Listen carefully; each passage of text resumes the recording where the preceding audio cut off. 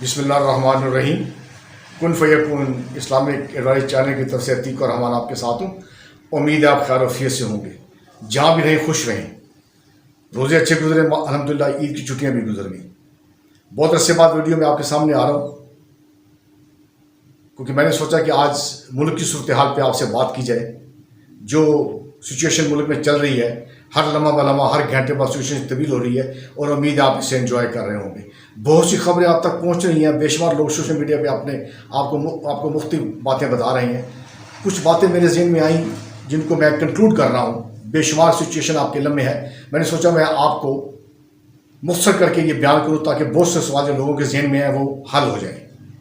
आपने देखा कि एक शख्स को गिराने के लिए 13 जमातों का इत्तेहाद हुआ, plus establishment, plus judiciary, plus media और प्लस करोड़ों डॉलर इस्तेमाल हुए एक शख्स को गिराने के लिए। सरकार ना मंजूर, ना मंजूर, सरकार ना मंजूर, ना मंजूर। पाकिस्तान की तारीख में आपको कभी ऐसा मौका नहीं मिला होगा कि ये 13 जमातें इकट्ठी हुई हों। इसके बारे में डिटेल नहीं करूँगा क्योंकि आपके लिए हर बात है, कौन किसको क्या कहता था और क्या हुआ सब आपके इल्म में है। लेकिन ऐसा क्यों हुआ, असल सूरत हाल ये है, इसको ज़रा आप एंजॉय कीजिएगा। मैंने रिसर्च की और मुख्तलिफ चैनल पर मैंने ये देखा कि ये जो साइबर लेटर जो मरासला आया, ये आते रहते हैं मुल्कों में। मैंने इसको वॉच किया, 1950 से मामले चल रहे हैं। अमेरिका ये काम करता रहा, उसका राइट है, क्योंकि उसने अपनी पावर को इंक्रीज़ करना है और उसको उसने बरकरार रखना है जो उसकी बरकरार है। लेकिन असल बड़ी ये दिलचस्प सूरत हाल है कि ख़त आया और वो लग गया इमरान खान में।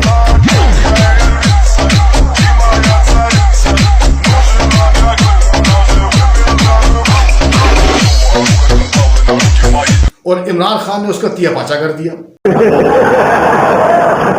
असल मसला ये है, खत का आना इशू नहीं है, इशू ये है कि खत लग गया इमरान खान जैसे बंदे के हाथ में, काम पे टांग रही है, तो उसने इसको उधेड़ के रख दिया। और इसकी हकीकत के ऊपर नेशनल सिक्योरिटी काउंसिल ने 2 दफ़ा मोहर लगा दी।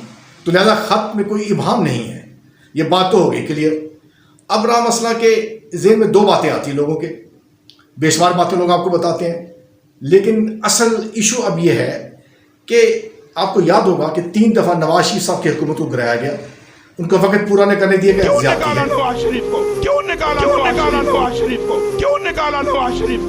और उनको 3 दफ़ा निकाला गया करप्शन के ऊपर। 2 दफ़ा उनको एस्टेब्लिशमेंट ने निकाला और 1 दफ़ा कोर्ट ने उनको निकाला, और वो परेशानी की हालत में गए बेचारे। तो क्या ज़हन मानता था कि अगर नवाज शरीफ को दोबारा लाना था तो भेजा क्यों गया? तो लिहाजा इस बात का जवाब मिल गया कि नवाज शरीफ को वापस लाया गया, और जिस तरह लाया गया शहबाज शरीफ की शक्ल में, और जिस तरह लाया गया, ये जो इम्पोर्टेंट सरकार है घुस बैठी है, जो घुस कर बैठ गए हैं मसनद पर, कुर्सी पर, क्या ये मुहिब्बे वतन है या गद्दार है? शख्स, ये मैं नहीं कह रहा, ये मेरी जाती राय नहीं है, ये तमाम चीज़ें मौजूद हैं, कोर्ट के ऑर्डर हैं, उनकी तारीखें आ रही हैं, मुजरिम हैं, उन पर केस साबित हो चुके हैं।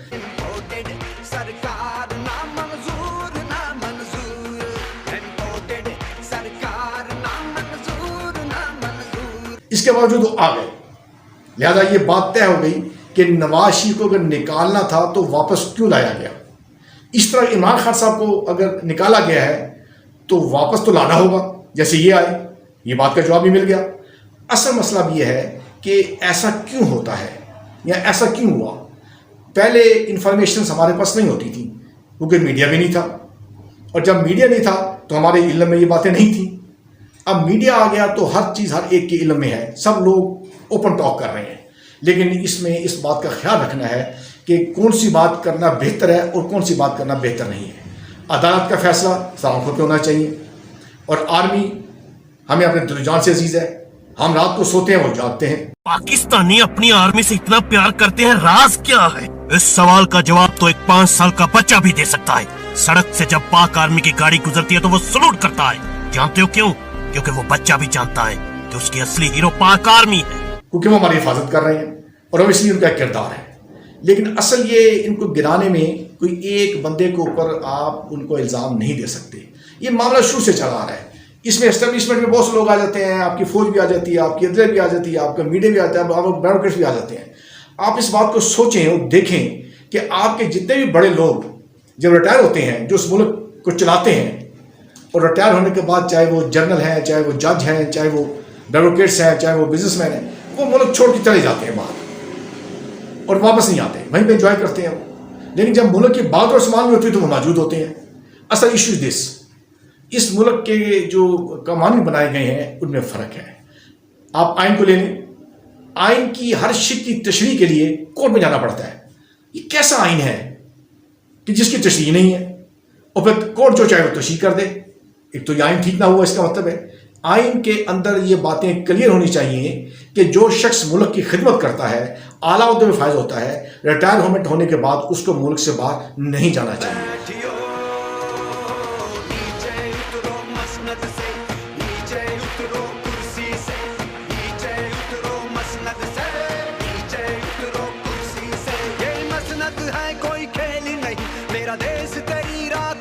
اور خصوصاً یو ایس اے جیسے ملک میں، اور جب وہ جاتے ہیں تو ان کے مفادات وہاں پر ہوتے ہیں. لہذا عمران خان صاحب کی کیا کمزوری تھی؟ صرف یہ تھی کہ انہوں نے انڈیپینڈنٹ وزارت خارجہ کو چلانے کی کوشش کی. پرائم منسٹر وہ ملک کے باپ کی جگہ رکھتا ہے، اس کی قوم اس کے بچے ہوتے ہیں. 22 کروڑ پاکستانی جب میں پرائم منسٹر تھا، میری ذمہ داری ہے میں ان کو کسی کی جنگ میں لے جاؤں اور میرے لوگ شہید ہوں، میری فوجی شہید ہو، یہ میری ذمہ داری ہے. میں کبھی اپنے لوگوں کو کسی اور ملک کے لیے قربان نہیں کر سکتا. میں دوستی سب سے چاہتا ہوں، غلامی کسی سے نہیں چاہتا. ملکی مفاد کے لیے انہوں نے کام کیا، ناکام ہو گئے.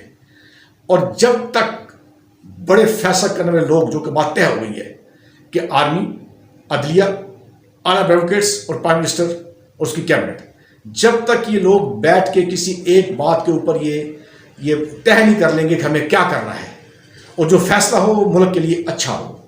لہذا کچھ باتیں میں نے آپ کے لیے میں لانی تھی. میں نے سوچا آج سیاسی ایک ویلاگ بنا کے آپ کی خدمت پیش کیا جائے. تو بڑی دلچسپ صورتحال ہے، اس میں گھبرانے کی ضرورت نہیں ہے اور نہ ہی لڑنے کی ضرورت ہے. جو جس کے ویوز ہے وہ رائٹ ہے. نواز شریف کے ساتھ جو ہے وہ ان کے حمایتی ان کو ہونا چاہیے. لیکن آخری وقت میں آپ یہ بات ذہن رکھیں کہ آخری وقت میں جب ووٹ ڈالا جاتا ہے تو پتہ اس وقت لگتا ہے. آج لوگ عمران خان کے ساتھ ہیں کیونکہ انہوں نے سچ کا ساتھ. اللہ کہتا ہے کہ تم اچھائی کے ساتھ کھڑے ہو، اچھائی کے لیے جہاد کرو اور برائی کے خلاف جہاد کرو. اس کے اوپر اچھے اور برے کی تمیز جب ایک معاشرہ رکھتا ہے، اس کی اخلاقیات اوپر چلی جاتی ہے، وہ معاشرے اوپر جاتے ہیں. اور جن معاشروں کے اندر قانون کی بالادستی ہوتی ہے، قانون کی بالادستی اور حکمرانی کا مطلب، جس کے لیے ہمارے نبی صلی اللہ علیہ وسلم نے کہا تھا کہ تمہارے سے پہلے بڑی قومیں تباہ ہوئی جو طاقتور چور کو سزا نہیں دیتے تھے، بیچارے کمزور چور کو جیل میں ڈال دیتے. قوم تباہ ہو گئی ہیں تمہارے سے پہلے کہ ٹروتھ از نتھنگ فالس، سچ کو آنچ نہیں، سچ ہمیشہ رہتا ہے اور جھوٹ نہیں رہتا. لہذا ہماری دعا ہے کہ اللہ میاں ہمارے ملک پہ رحم عطا فرمائے، ہمارے حال پہ رحم عطا فرمائے اور ملک کی باغ دوڑ ایسے لوگوں کو عطا فرمائے جن کے اوپر کوئی الزام نہ ہو، جو مجرم نہ ہو، جو ملزم نہ ہو اور جن کے اخلاق اچھے ہوں. لہذا اس صورتحال کا انجوائے کریں اور لڑنے جھگڑنے کی ضرورت نہیں ہے. اس کو انجوائے کریں اور اس کو دیکھیں کہ کس طرح جاتا ہے. اور میں تو یہ کہوں گا کہ سچ کا ساتھ دیں. یہ ملک جس کے لیے بنا تھا وہ آپ کے علم میں ہے. لا الہ الا اللہ.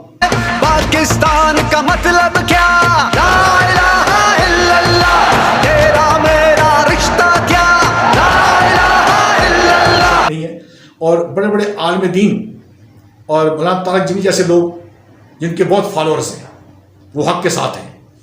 ہمیں حق کے ساتھ ہونا چاہیے.